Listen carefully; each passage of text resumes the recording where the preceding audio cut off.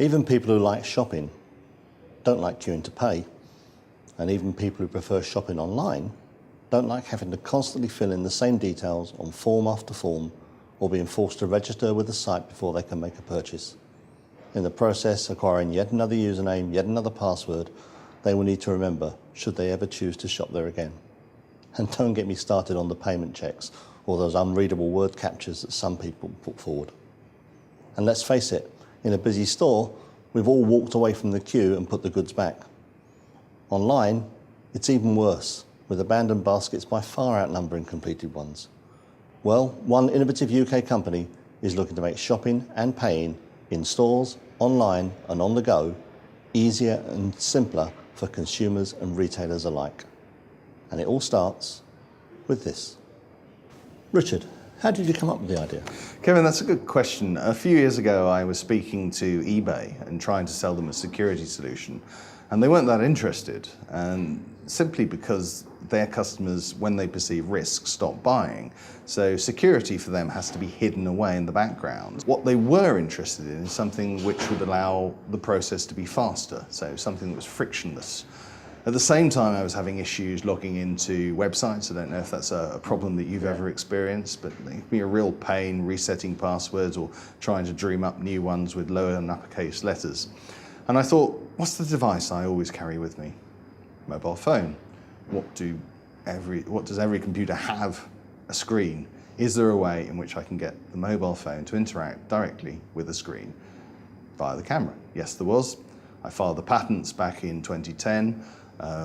Matt Deacon, my co-founder, and I set up the business at the start of last year, and since then we've gone from strength to strength. So tell me, how does it work? Probably easiest to show you, and I'll just have a little look on your iPad here, and you see I've found a nice shop here with a telly, so I think I'll just buy that. That is an impulse purchase. It is an impulse purchase. It's quite a large impulse purchase. So all I'm doing is I'm unlocking my Onescan app on my phone. Job done. So that lovely £2,500 telly is winging its way towards me. Wow. So what just happened there? Well, what just happened there was I have Onescan on my phone, and I'm a registered Onescan user. So Onescan already has my identity details like my name, my address, my email. What it doesn't store directly is my payment details. They're held securely off in a wallet. And in fact, what I used was the O2 wallet to make this purchase. So you can see here that obviously there's interaction with the merchants. The merchant has to integrate with us. And if that merchant has integrated, then any Onescan user can register, log in, have the item dropped into the shopping basket, be taken to checkout, have the delivery address confirmed, and the payment taken that quickly in just one scan. And what about the retailer? What's the level of integration needed by a retailer? Retailers have two choices. They can either integrate with us at an individual product level, called a SKU, which is what they've done in this case, which allows you to impulse buy single products, or they can do it at a basket or pay page level, which is a much lighter, easier integration. And so on checkout, instead of having to fill in your name and address and your payment details, you just buy the entire basket in one scan. Just how big is this market you're addressing? The market's colossal. It's actually over 4.5 trillion US dollars at the moment and growing constantly.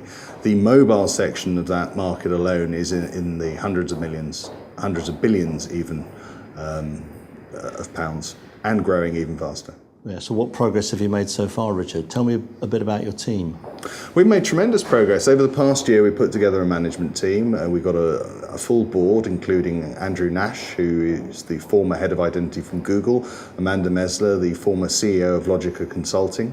We've now built out an advisory board as well, chaired by Neera Jones, who is now at Acorn, but was the former head of payments from Barclaycard. And we're building out a team that are all industry experts, all well known in their fields. We have had stellar success since the Mobile World Congress. So the GSMA invited us to Barcelona this year for the Mobile World Congress. And we were one of the 6 finalists on the innovation track. And we were voted one of the technologies most likely to have the greatest impact on the mobile industry globally over the next 10 years. So is there anything holding you back? Well, since that event, we've hockey sticked. We secured £2 million worth of investment from investors such as Wire, Telefonica, Jesus College, Cambridge, Roddy Swire, the founder of Pantheon Ventures, to name but a few. Having a heavyweight backing of investors has been very important to us. It's given us a lot of credibility. And right now we're rolling out beta trials with well-known merchants ready for a Christmas launch.